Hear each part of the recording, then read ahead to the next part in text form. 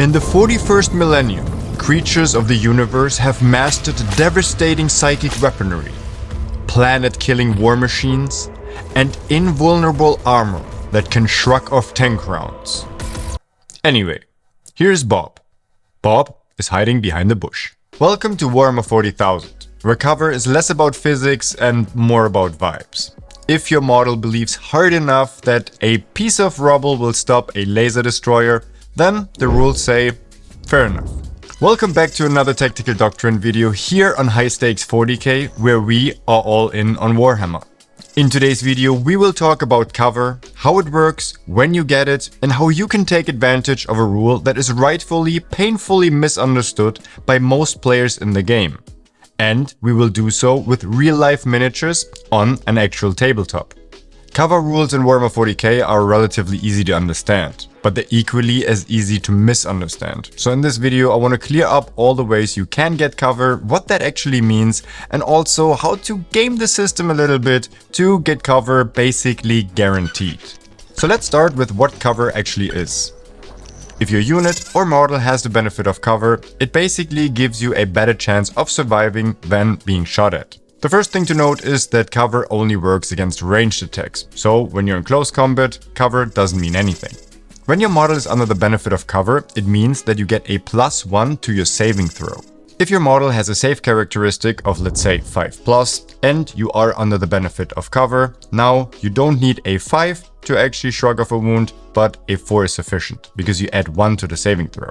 This only works if the weapon shooting at your model only has an armor penetration value of 0, because then we can go from a 5+ to a 4+. If the opponent's weapon has a armor penetration of -1, which would mean that our 5-up save goes to a 6-up save, now, because we get the benefit of cover, we stay at a 5+ instead of a 6+.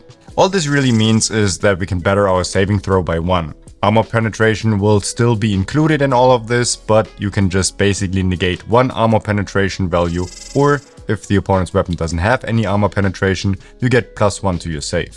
And don't worry, we will do some examples. Here are 3 things we need to look out for.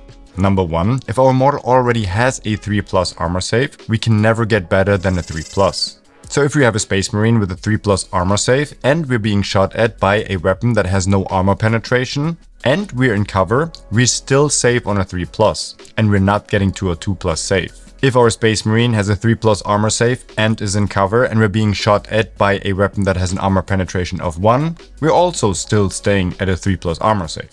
But we can never get better than that. The same is true for 2+ saves. Let's say we have a Terminator in cover that already has a 2+ save, and we're being shot at by an AP0 weapon. Now we're still saving on a 2+, and a 1 always fails, so we're not all of a sudden invincible against AP0 weapons. The last thing we need to look out for is that multiple instances of benefit of cover do not stack. Meaning that if our model receives the benefit of cover from multiple sources, and we will talk about how to get benefit of cover later in the video, we don't stack these on top of each other. Meaning we can always only improve our armor save by 1 and not 2 or 3. Cover can, however, stack with other abilities, like Armor of Contempt, for example, because this doesn't grant us benefit of cover, but it reduces the armor penetration of our opponent's weapons. So here, let's say we have a Space Marine in cover that has a 3+ armor save. Now we're being shot at by a weapon that has an armor penetration value of 2.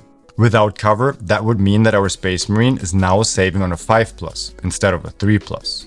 If our Space Marine is in cover, we can reduce this by 1, and now we're still saving on a 4+. If we would now use the Armor of Contempt stratagem that reduces the armor penetration by 1, we are now being shot at by a weapon that effectively only has the armor penetration value of 1 instead of 2. And since our Space Marine has the benefit of cover, we will get +1 to our saving throw, so even if the opponent's weapon has an armor penetration of 2, with Armor of Contempt and benefit of cover, we are still saving on a 3+. Okay, now that we know what cover actually does, let's talk about how to achieve the benefit of cover. There are multiple ways of gaining the benefit of cover, through either terrain, visibility, or any other abilities. The first thing, and this is probably the most complex part, is getting benefit of cover through terrain features. In this video, I will only cover runes. Get it? Cover? Runes? Never mind. because ruins are usually the only type of terrain that you will encounter in a serious match play or at tournaments. And here with ruins, there are two ways that your model or unit can get the benefit of cover. And if you're not 100% familiar of how footprints and terrain features in ruins work, I just recently made a video about it and I will link it up here for you to check out. And if you haven't already, then maybe pause this video, do so first, subscribe to my channel, and then come back here. The first method of gaining the benefit of cover is super easy. If your model is wholly within a terrain feature, it gains the benefit of cover. And that's it. It's pretty simple. If your model is wholly within, you get cover. If it's only within and not wholly within, you do not get cover. So here it's important to note that this works on a model-to-model basis. So if you have a unit of 5 and 3 of your models are wholly within the terrain features, but 2 of them are only within the terrain feature, then only the 3 that are wholly within get the benefit of cover and the other 2 do not. So how do we resolve these attacks if some of our models have cover, but not all of them? In our example, we have a unit of 5 flash kits shooting at 5 scouts. Scouts have a regular armor save of 4+, whereas the SNAS gun on the flash kits have an armor penetration value of 1. 3 of the scouts are wholly within the terrain features, 2 are only within. Let's say the flash kits do 10 wounds to the scouts and now we have 10 saving throws to make. The Space Marine player can now choose where to allocate his saving throws, and he can choose to take them on a model in cover first. So now how this typically works is you take 10 dice because this is the 10 wounds the flash kits caused, and then you take 3 dice for the models in cover because every failed saving throw kills a scout, and then you start rolling the 3 dice. The 4-up armor save stays a 4-up armor save because we do have the benefit of cover, so we basically negate the armor penetration of 1 from the SNAS guns. So now we keep rolling dice on a 4+ until all of the 3 scouts in cover are dead. Then we will take the remaining wounds on the models that are not in cover. Here we're only saving on a 5+. Once you start taking saves on a model, you have to keep taking saves on the same model for the remainder of the phase. So let's say the flash kits fail to kill the models in cover, and then there's a second unit shooting at the same unit of scouts. You cannot then choose to just allocate the saving throws to a model that isn't in cover, because you have to keep taking the saves onto the same models that are in cover that you already allocated saves to. And here's the dumb part about this rule, because there could be 2 models standing right in front of each other, but both are wholly within the terrain feature, and they would still both gain the benefit of cover against each other's range attacks, even though they're literally face to face with each other. The way that I try to explain this to myself is that there is debris and rubble and smoke and the figures are moving and they still get cover because there's a lot of stuff going on inside of this terrain feature. But if you just see it as face value and there's 2 models standing right in front of each other, it makes no sense that they do get cover. But again, just try to come up with an explanation that makes it more immersive for you.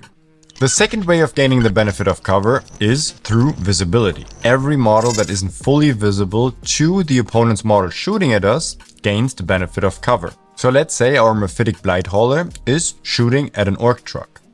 Parts of the orc truck are hidden behind a ruin. So the orc truck isn't fully visible to the Death Guard Hauler, and therefore the truck will receive the benefit of cover. And here all we need is a tiny bit of our truck not being fully visible by our opponent, and we will receive the benefit of cover. In our next example, we have a Combi Lieutenant next to a container, and the Combi Lieutenant is just tugging his sword ever so slightly behind the container. So now no matter what is shooting him, he will always get the benefit of cover because he can't be fully visible by any model shooting at him. So this is obviously kind of stupid, but unfortunately how the rules work. So whenever you have a model and you move it, just make sure that parts of the model are always hidden behind a wall, a ruin, a container, or whatever is in the way. And this is why it's so easy to get the benefit of cover in 10th edition. Okay, so this was relatively easy, but now let's get to a scenario where I see a lot of people making the same mistake. Kinda rightfully so. In the core rules, it says that a model that isn't fully visible by every part of the opponent's unit gains the benefit of cover. In our example, we have a unit of 6 tank busters. Those 6 tank busters want to shoot at a Death Guard Predator. 5 of the 6 tank busters can see the Predator fully, but the 6 tank busters is behind a wall and can see the full Predator. Now the Predator gets cover from all 6 tank busters, even though 5 of the tank busters have full visibility to the Predator, because the Predator isn't fully visible to every model in the opponent's unit. Therefore, the Predator does get the benefit of cover against all of the attacks from the entire unit. Again, it really doesn't make a lot of sense, but this is how the rules work. But what if you flip the script and the Predator is shooting the tank busters? Only the 6th tank buster isn't fully visible to the Predator. So here, only the tank buster will receive the benefit of cover. The other 5 that are fully visible do not. It's the same if we have 6 orc tank busters and a unit of 5 plague marines. The 5 plague marines can fully see 5 of the 6 tank busters, and they only can see the 6th of the tank buster. So only the model that is behind the wall gets the benefit of cover. Vice versa, since not every model in the tank buster unit can fully see the plague marines, the entire plague marine unit gets the benefit of cover against the shooting from the tank busters, even from the 5 models that can clearly see all of the 5 plague marines. This is also the reason why you always gain the benefit of cover if you're being shot by an indirect weapon, because the unit that is shooting obviously can see the unit that they're shooting at, otherwise they wouldn't be shooting indirect in the first place. So this is one of the most complicated things that everybody gets wrong for good reason, because it really doesn't make a lot of sense, but this is how it works, so I hope now you don't get this wrong in the future.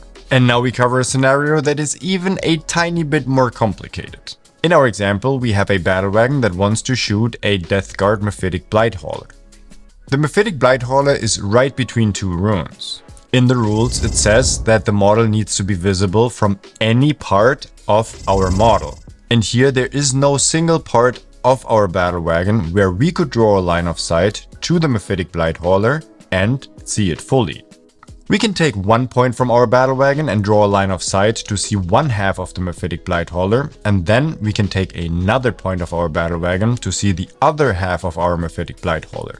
But there is no single point on the battle wagon that could draw a line of sight to fully see the Mephitic Blight Hauler.